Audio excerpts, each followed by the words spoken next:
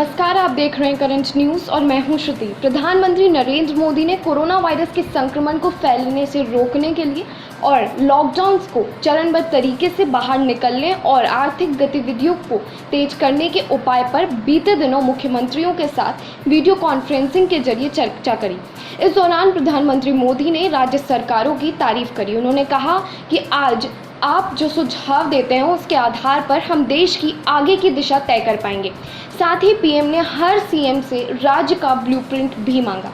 ये इस बात का साफ इशारा है कि लॉकडाउन को एक्सटेंड करना पड़ सकता है और भारत चौथे लॉकडाउन में बंद हो सकता है।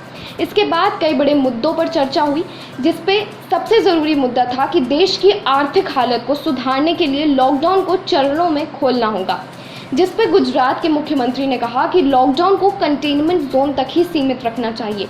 सुरक्षात्मक उपायों के साथ आर्थिक गतिविधियों को शुरू करने के साथ ही और गर्मी छुट्टी के बाद स्कूल कॉलेजों को खोलने और सार्वजनिक परिवहन को धीरे धीरे शुरू कर देना चाहिए।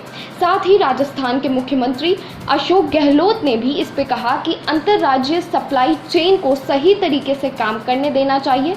बिना राशन कार्ड के भी लोगों को राहत मिलनी चाहिए। उन्होंने साथ ही कहा कि हमारे राज्य में इकोनॉमिक टास्क फोर्स का गठन किया गया है। जो प्रवासी मजदूर फंसे हुए हैं और वापस नहीं जा पा रहे, उन्हें कुछ निश्चित गतिविधियों में लगाया जाना चाहिए। इसके बाद दूसरा बड़ा मुद्दा था प्रवासी मजदूरों को उनके घरों तक पहुंचाना।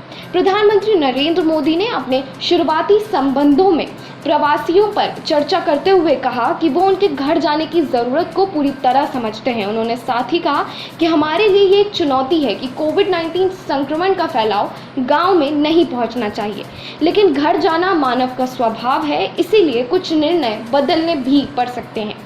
इसके बावजूद ये सुनिश्चित करना है कि ये ना फैले और गांव तक ना जाए। ये हमारे लिए एक बड़ी चुनौती होगी, इसीलिए उनको घर सुरक्षित पहुंचाने के उपयुक्त कदम उठाए जाने चाहिए।